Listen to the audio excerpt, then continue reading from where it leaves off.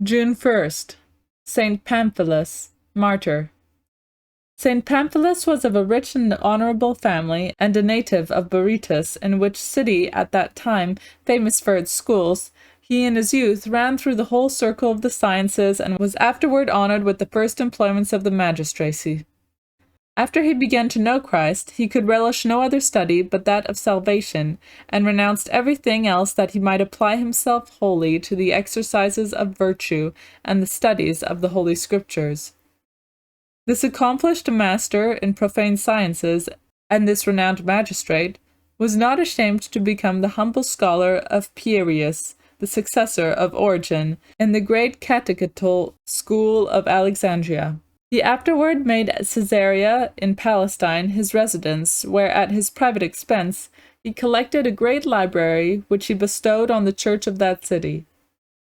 The saint established there also a public school of sacred literature, and to his labors the church was indebted for a most correct edition of the Holy Bible, which with infinite care he transcribed himself. But nothing was more remarkable in this saint than his extraordinary humility.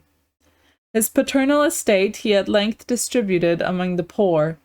Toward his slaves and domestics his behavior was always that of a brother or a tender father. He led a most austere life, sequestered from the world and its company, and was indefatigable in labor. Such a virtue was his apprenticeship to the grace of martyrdom.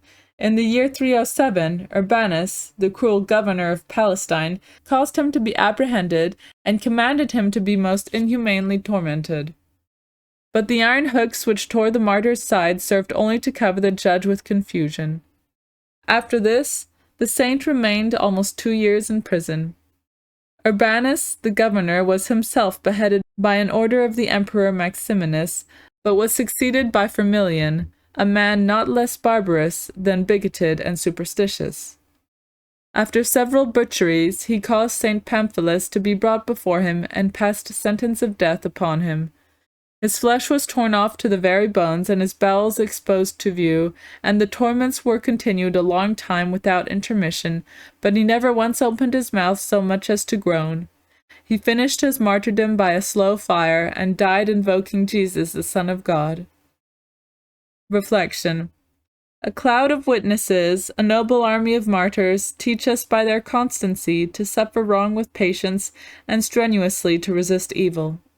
The daily trials we meet with from others or from ourselves are always sent to us by God, who sometimes throws difficulties in our way on purpose to reward our conquest, and sometimes, like a wise physician, restores us to our health by bitter potions.